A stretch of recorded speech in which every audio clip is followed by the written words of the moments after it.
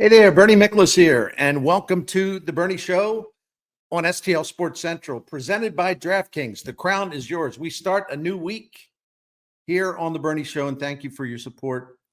Just a favor here, please subscribe to our YouTube channel, hit the like button while you're at it, and on behalf of my colleagues at STL Sports Central, I thank you.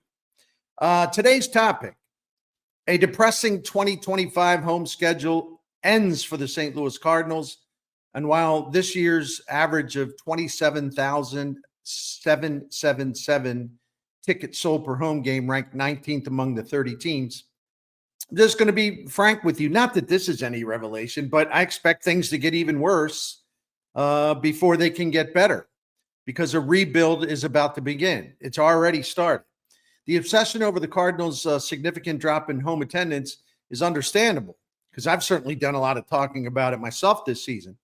But what kind of cracks me up about all this is the way hardly any notable people in the St. Louis sports media want to use the R word. Oh, we can't say that. Well, we can't say that. I'm exaggerating for effect, but for the life of me, I don't understand why. Credit to Katie Wu, the Athletic, for being straightforward in her reporting and for using the word rebuild without hesitation. That's the R word I'm talking about. And if you follow me, I have been telling this and other audiences for months and months that the rebuild is already underway. And over the last couple of months, I've added details about how this rebuild will go, which is slow and methodical and done the right way without any cheap jack fake signings to try to fool fans into thinking they're trying to win. There won't be any shortcuts here, no misleading press conferences trying to hustle the fans into believing the Cardinals are still trying to win. They'll be trying to win the games they play, but in terms of an overview, no, this is a time to rebuild. And by the way, if you make promises you're not going to keep, fans are too smart to fall for all of that crap again. And I talk about this, we all talk about this over and over again.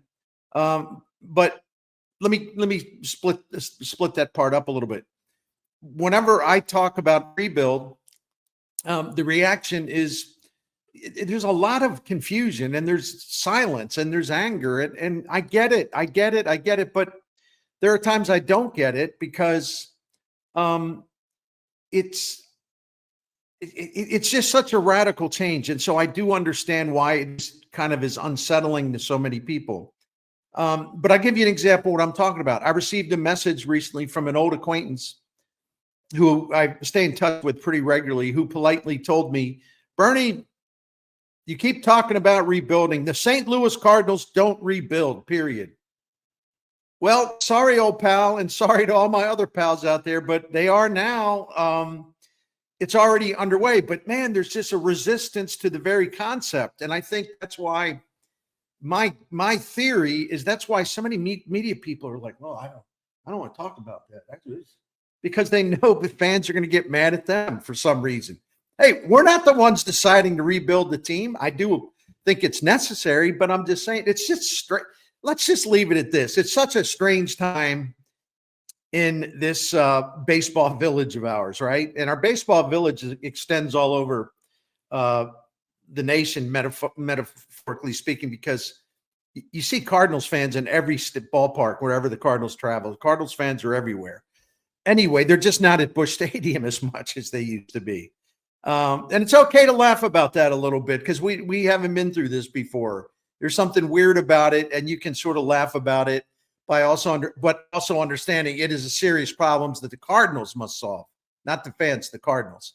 But anyway, this allergic reaction to the word rebuild is just funny to me because the Cardinals have really fallen because of mostly because of an outdated and dilapidated minor league and player development operation, and also some really bad spending choices on payroll. And as I've said a million times, ironically, a lot of people out there want them to spend more.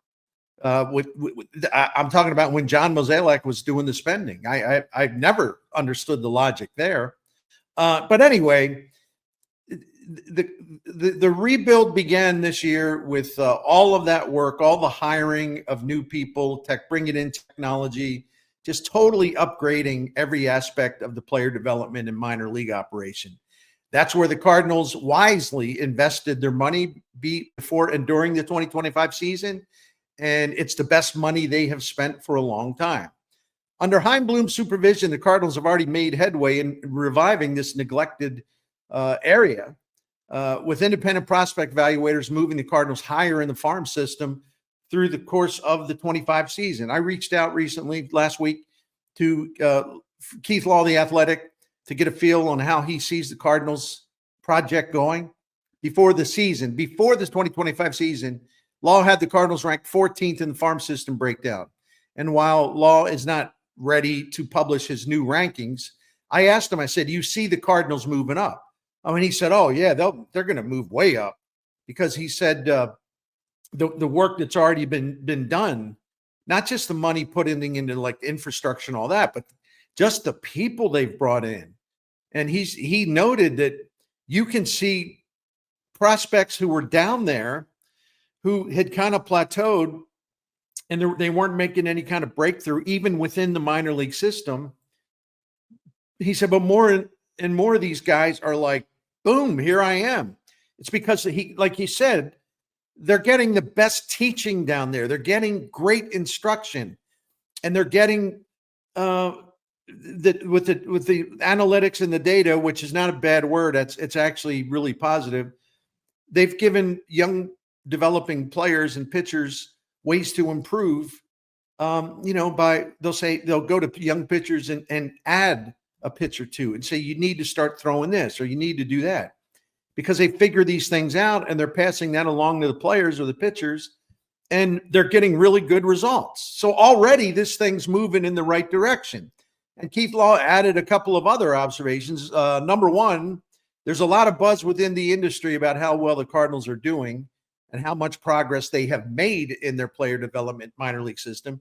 And Keith also said, two, under Chaim Bloom, the Cardinals have already pumped more money into a pro scouting operation, an area that has not been a priority, and now it is. That's really good news.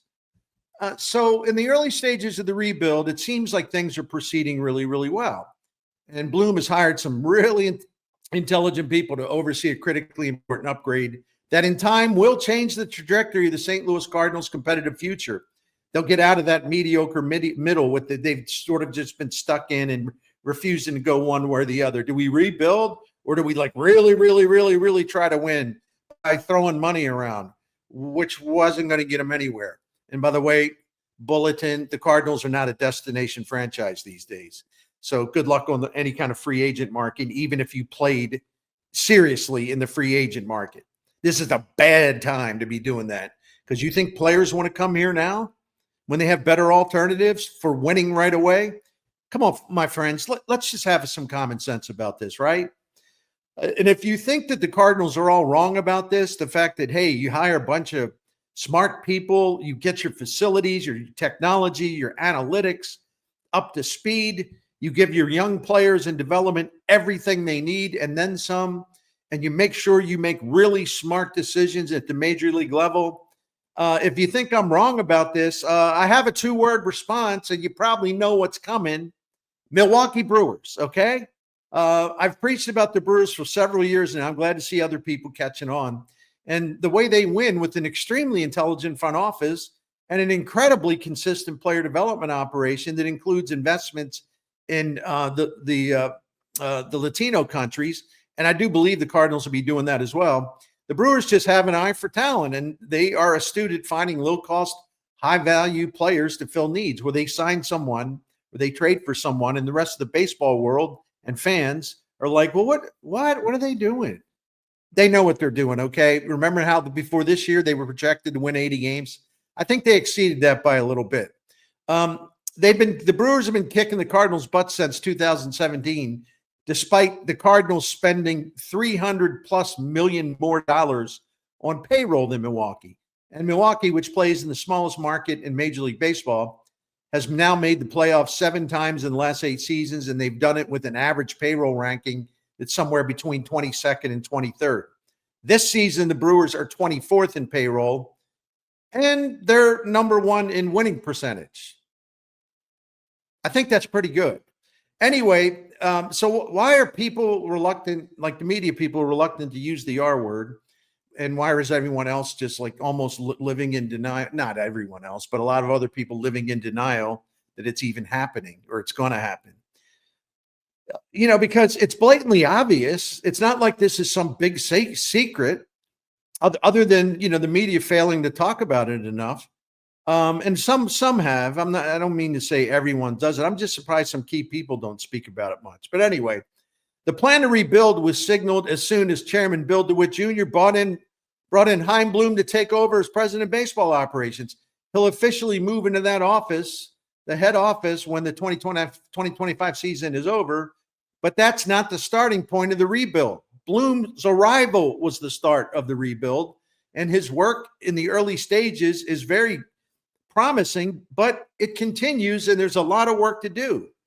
The Cardinals will now be moving into the rebuild and into a different phase, starting after the season in preparation for 2026. We'll certainly, I would say almost certainly see multiple members of the 2025 team traded off for young prospect assets that will become part of a successful future. And the more assets that a team can stockpile for the rebuild, the odds improve that some of those assets will develop into franchise pieces and or stars. The key is volume. If you wonder why the Cardinals want to get so many prospects, some of these prospects they'll trade for are going to be like in high A or maybe double A. You'd say, well, why are they getting guys there now? Because you want to win now, don't you? No, you do. But the best way to do it is you accumulate as many of these prospects as possible, because the more they are, the more of them will become what you hope they would be. But if you just go light on the prospect load, that's less chance you have that they're going to develop into something special. The key is volume. Accumulate as many prospects as you can, and that will be the approach. So I understand your questions about, well, can't they trade this guy or that guy and get like a guy that's already a good major league starting pitcher? Probably not.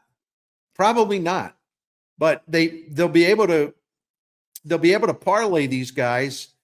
If they are as smart as I think they are, they can identify talent at the high A and double A level and project it into the future. So the more the Cardinals get to those guys, the better chance they'll have of coming through. I probably labored on that point too much, but I'm trying to explain what I'm seeing and thinking. When I return, I'll discuss why the R word is such a scary word around these parts. But first, some exciting news from DraftKings Sportsbook. And I tell you watching college football and NFL football over the weekend, I kept thinking about DraftKings Sportsbook because I'm looking forward to December 1st. Missouri, get ready. The wait is almost over. DraftKings Sportsbook, America's top-rated sportsbook app, is coming soon to the Show Me State, and you can sign up today. New Missouri customers can get $300 in bonus bets when we launch on December the 1st. That's the magic day, December the 1st. So download now and place a $5 bet when DraftKings Sportsbook goes live. DraftKings Sportsbook brings you everything you need to elevate your game day experience, including live in-game betting, lightning fast payouts, and endless ways to get in on the action. All of that right from your smartphone. And when we officially go live in Missouri, you're going to be betting with the Sportsbook app, trusted by millions, safe and secure with fast money withdrawals. So download the DraftKings Sportsbook app now. Use the code STL Sports to grab $300 in bonus bets with just a $5 bet when we go live on December the 1st. That's code STL Sports in partnership with DraftKings Sportsbook. Gambling problem? Call 1-800-GAMBLER. You must be 21 or over, physically present in Missouri. Eligibility restrictions apply. Bonus bets expire 7 days after being issued. Excludes customers who redeem pre-launch sign-up offer. Terms can be found at sportsbook.draftkings.com/promos. Thank you, DraftKings. Welcome back to segment number 2 of The Bernie Show. And please subscribe to our YouTube channel, which you can do with one click, and hit that like button. And again, I thank you. There's a simple reason why the term rebuild or rebuilding is so unsettling in our baseball village, because fans of at least 2 generations are unfamiliar with the concept locally. if you think about it, this is the first time the Cardinals have gone into any kind of rebuilding mode during Bill DeWitt's 30 active seasons as the franchise owner. The last time they went into the rebuilding mode was when he bought the team and they had to rebuild the team that he bought. And he launched that rebuild couple seasons, 97, 98, 99 weren't that good. But then again, Mark McGwire was a lot of fun. But anyway, but the seeds were planted for a rebuild then. And Bill DeWitt and Walt Jocketty went out and got so much talent, including the manager, Tony La Russa. They won the division in one off season of playing. They won the NL Central title in 1996. A little bit of a gap because pitching injuries, things like that. And then from 2000 through 2015, incredible. And success actually continued up until 2022. Not as much in the postseason, unfortunately. But what's interesting is, fans are, a lot of fans, because of the younger generations, are unfamiliar with the concept of rebuilding. And in a roundabout way, and I know like the critics would actually, look at me right now like I'm crazy. Well, I am crazy, but that's beside the point. But this is actually quite a compliment to DeWitt. He's taken plenty of criticism for the Cardinals slide over the last 3 seasons, where they have the 22nd winning percentage. But until now, rebuilding was never necessary. That's why you never heard the word. Now it is necessary, and that's why you're hearing the word. And that's why it's kind of, what do you mean rebuild? Well, if anything, in my opinion, DeWitt should take some heat for waiting too long to get it started. It's overdue. Supporters of the Cardinals haven't had to experience a rebuild since DeWitt purchased the team and launched one himself. Before he bought the team, there were only 28 teams at that time. The Cardinals ranked 20th among the 28 teams in winning percentage from 1988 through 1995. Under Anheuser-Busch's ambivalent ownership, and we didn't know at the time, but they were planning to sell, the Cardinals had a .493 winning percentage and failed to make the playoffs for 8 consecutive seasons. But Bill DeWitt fixed that and fixed it pretty soon. But it was a different time and different place, and you could go out and you didn't have to spend, $500 million or $400 million or $300 million to get the prime free agents, right? The economy of baseball is a little different now. But anyway, and trades were, generally speaking, easier to make. How many of the 30 MLB franchises have gone through rebuilds during DeWitt's 30 years as Cardinals owner? Well, a lot of it depends on how you define the word rebuild. Rebuilds aren't necessarily tanking, not necessarily tearing everything down. But I've talked about this in some videos in the past. I didn't want to rehash all that. But I've looked around, and I mean, some of the big name brand franchises over the last 30 years have gone through these periods where they're irrelevant in terms of postseason baseball, or where they don't even make the playoffs for 10 years in a row, like the Phillies or the Braves, who went downhill for a while. And one way or another, a lot of major league teams have had to rebuild over the last 30 years. This is the first time the Cardinals have really had to do it since DeWitt took over. And after he got that quick fix rebuild under different circumstances many, many years ago when he took over. But MLB franchises of significantly higher value and revenue levels than the Cardinals have definitely gone through long droughts of losing baseball and extended mediocrity. I know we all do on the Cardinals, but believe me, this has happened in a large number of baseball markets, including some of the better baseball markets. Now, DeWitt could have avoided the current slide, and my gosh, I couldn't even begin to count up how many times I've said that. As I mentioned earlier, he could have reacted sooner. But the era of great success ended at the conclusion of the 2022 season. And during this era, from 1996 through 2022, the Cardinals ranked 3rd in the National League and 4th in the majors among the 30 teams in regular season winning percentage. And among National League teams, only Atlanta made the postseason more times than St. Louis from 96 through 22. And from 96 through 22, the Cardinals won 75 postseason games, most in the National League and 2nd overall to the Yankees. But the team 71 and 91 collapse, it was awful, in 2023 was the flashpoint. And it was time to get started on a rebuild. But Cardinals ownership and management, too proud, too stubborn to acknowledge such the thing. Plus, they thought our fans will never go for a rebuild. Well, if you would have eased into a rebuild and it didn't have to be as drastic, right now your fans would be pretty happy. Well, I think someone else needed to be running the baseball operation. But I mean, the general point, remains the soon. If you had got it started on this a little sooner, I think by now, going into 2026, your fans would probably be happy with what they see, with the Cardinals back rising up again with a lot of good young talent. And they will have stars at some point because Bill DeWitt believes in having stars. And if you don't believe that, I don't know. You tell me then why he traded for Goldschmidt before 2019 and Arenado before 2021. It didn't work out as well as everybody thought, but it wasn't ownership's fault. Bill DeWitt went out and negotiated the deals financially with Colorado and was involved in all the Goldschmidt stuff. Anyway, I suppose I have by waiting before they entered a rebuild, it became, first of all, a much more serious rebuild because they waited.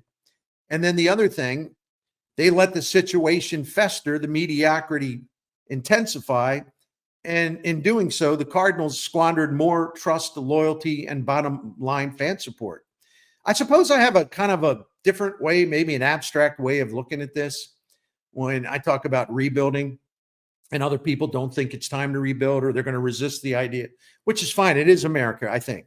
Anyway, there are two ways to look at this. Number one, some fans and media will say it's terrible that DeWitt and Mozeliak let this beautiful baseball franchise fall into decline and need to rebuild to fix it. It's terrible that happened. Well, I agree, except the other fans and media, and I would be one of those media people, take a look around and see how many great teams have fallen apart and going through rebuilds. And it's actually incredible to me that a rebuild wasn't in the St. Louis baseball vocabulary for nearly 30 years. As I mentioned earlier, that's actually a good reflection on Bill DeWitt. But I know the critics will not acknowledge that. And that, do what you want. But I'm just saying, there are not too many owners that have been in place for 30 years can say, we've never had a rebuild until now, right?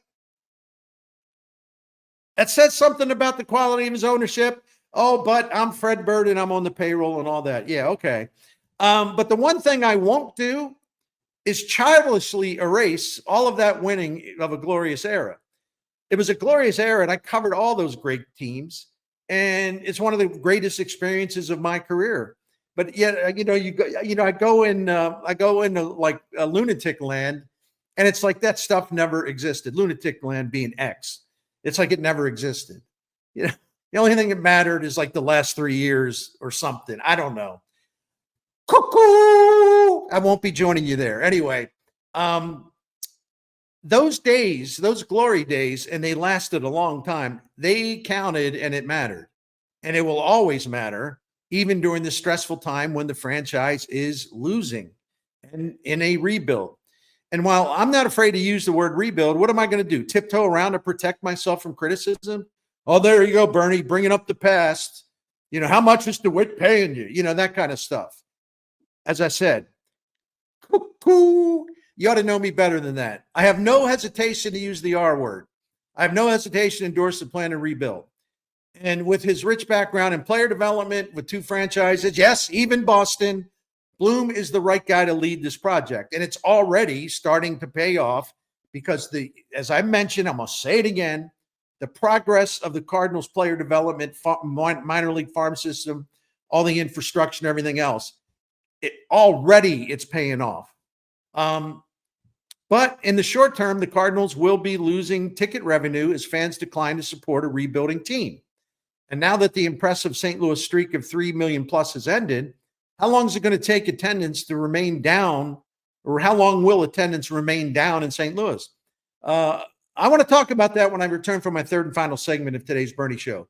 But before that, I have a message to the guys out there. It's a little pep talk about a wonderful product called Blue Chew. Blue Chew can help raise your game, men, for those intimate and pleasurable times that are very special with your partner. Blue Big Blue, as we like to call it. Big Blue can power you up. There's no need to hesitate or feel awkward about it. I don't. I'm proud to talk about it because I think it'll help you. So just chew it and do it. And I know what Blue Chew has done to me and done for me in terms of changing some things. And I'm of Social Security age. And I want you to discover what Blue Chew can do for you. It's as simple as that. If you need a stronger Batman, Blue Chew's in the equipment room, so go get it. You'll be ready to come out of your slump. Blue Chew is the original brand offering chewable tablets for enhanced performance. You will get your first month of Blue Chew free. You're just a few clicks away. So sign up at bluechew.com, consult with one of their licensed medical providers, and once you are approved, you'll receive your prescription at your doorstep in a few days. Getting a hold of this made in America product, it's all done online, simple, private, nothing awkward. And you can try your first month of Blue Chew free when you use the promo code Bernie. Just pay $5 shipping. That's right. Use promo code Bernie to get your first month free, and the only cost to you is the $5 shipping fee. Visit bluechew.com for more details and important safety info. And we thank Blue Chew for sponsoring The Bernie Show. All right, welcome back to the third segment on today's Bernie Show. And do us a favor, please subscribe to our YouTube channel, hit the like button. And as always, leave your comments. I read them all. I don't mind getting blasted. It's all good. Free speech and all that. The Cardinals put together a nice, if low-key, send-off for John Mozeliak before his final home game as the president of baseball operations. And the fans who were there in attendance, they were classy and politely applauding Bo and his family was on the field Sunday. His family was there Friday. It wasn't very loud, but it also wasn't mean. It also wasn't petty. It was nice. And let's face it, the only show at Busch Stadium this season that got Cardinals fans excited, two consecutive nights of the Savannah Bananas. And other than that, it's pretty humdrum home season, right? And though the way it played out was confusing, it was also good to see the Cardinals arrange a way to set up special applause moment for Nolan Arenado on Sunday will likely be his final team. I can't talk all of a sudden. Will likely be his final time in a Cardinal home uniform. The best fans in baseball came through, and I thought everyone, the over 2 million that attended games this year, I thought they were actually great. It's just that there's a lot fewer of them now, at least in terms of presence in the ballpark. I would expect the attendance numbers to go down again in 2026. Once people, fully digest the fact this will be a rebuild and there'll be a backlash of some sort. And then you've got the likely mess coming in 2027, an anticipated shutdown of MLB as the owners and players fight over a salary cap. So we're heading into some troubled waters here, and the Cardinals are going to have to ride it out. They got no choice. They let this thing just go down to the point. Instead of taking precautionary steps and being more aggressive that way, they let it get down and sink to this level. And now they're just going to have to paddle as fast as they can. Well, not as fast as they can because this rebuild isn't going to be quick. You know what I'm saying? They're just going to have to keep paddling. And I don't even want to think about how low the payroll might fall or sink in the aftermath of an owners versus players labor battle and shutdown in 2027 if it happens. The lower the ticket revenue, the smaller the payroll. That's how it's going to be, and that's how it's always worked, but it's going to work in the opposite way now, because if there's not 3 million plus pumping in revenue to maintain a certain payroll, well, it's going to fall now that the attendance is down and the Cardinals are going through a rebuild. That's just common sense. So the best thing Chaim Bloom and his crew can do is keep drafting or acquiring prospect capital to set this team up for a better future. These things are not quick fix deals, nor should they be. Things will turn eventually as the prospects move up the chain into St. Louis. They've got some exciting talent down there, and we've seen them add exciting talent, and we're seeing independent prospect evaluators talk about that. And these guys, as they move their way up to the big club, they're going to provide more entertainment because everybody likes talented young players who really are talented young players. And when the Cardinals under Bloom's leadership show they know how to develop young talent, unlike the regime that's on the way out, the fans, I believe, will develop more enthusiasm once it kind of kicks in. And I get that. I understand people are going to wait and see and all that. There are many examples of this, but I want to focus on just one, just to be brief here. The Toronto Blue Jays, back in the day, the Blue Jays won back-to-back World Series and had an exciting team for quite a long time. I was there for both of those World Series, and I didn't realize that in 1991, 92, and 93, the Blue Jays drew 4 million plus fans at home during those seasons. 4 million a season. That's pretty amazing. Even though, Toronto's a huge city and basically Canada's team and all that, but that's still amazing. But at the end of that run, some losing set in. They were kind of up and down. The attendance began to fall. The Blue Jays were no longer a regular presence on the October postseason stage, and a rebuild was launched. The Toronto home attendance fell below 2 million 9 times in a 12-year period, just as the Cardinals fell below, below 3 million for the first time in a long time. But with Toronto, it fell below 2 million in most years over 12 seasons. But once the young dudes in the rebuild began to show up and graduate through the system, led by Vlad Guerrero Jr., Bo Bichette, and others, the Blue Jays returned to the playoffs in 2020, 2022, and 2023. They had a relapse in 2024, but they rebounded outstandingly in 2025 and are on the verge of clinching the American League East. The fans have returned, not to 4 million, but the numbers are headed in the right direction for sure. And once they saw guys like Guerrero showing up and they saw the Blue Jays reach out deep and come up with the huge amount of money necessary to keep Guerrero in a Blue Jays uniform, probably till the end of his career, that even appealed to fans more. And that's what the Cardinals are going to have to be if J.J. Weatherholt becomes a star, if Liam Doyle becomes a star, if one of these catchers, especially Raniel Rodriguez, becomes a star, Vine Herrera becomes a star. The Cardinals are going to, and Mason Wynn, the Cardinals are going to have to keep some of the really good talent that they have.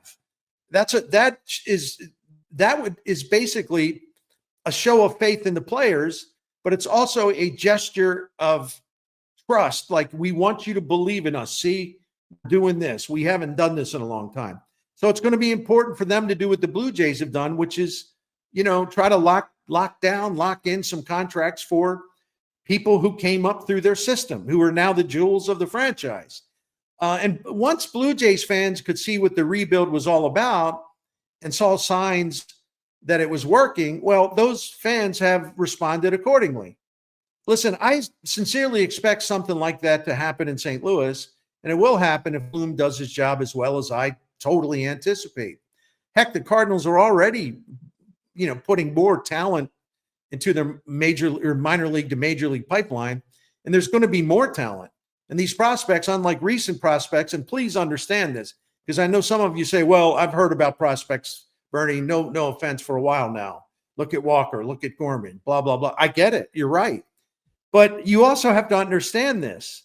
These prospects, unlike recent prospects, the Walker, Gorman, and others, these prospects will have the full advantage of developing in a system that's got more instructors, more coaches, more modernized technology, vastly improved facilities, the added benefit of being raised in a much smarter and forward-thinking baseball operation and environment, and getting the help they need that can make a difference before they get to the major leagues. I've been saying this a lot, and I'll say it one more time, but briefly. Stupid, idiotic spending with the current team, especially when Mo was running things, stupid, idiotic spending was not the answer to this. The Cardinals have to rebuild trust with their fans, which is why they have to rebuild the baseball team first. All right. Thank you all for watching. Please subscribe, hit that like button. Please support our sponsors. And again, special thanks to DraftKings for presenting the Bernie Show here on STL Sports Central. Have a great day.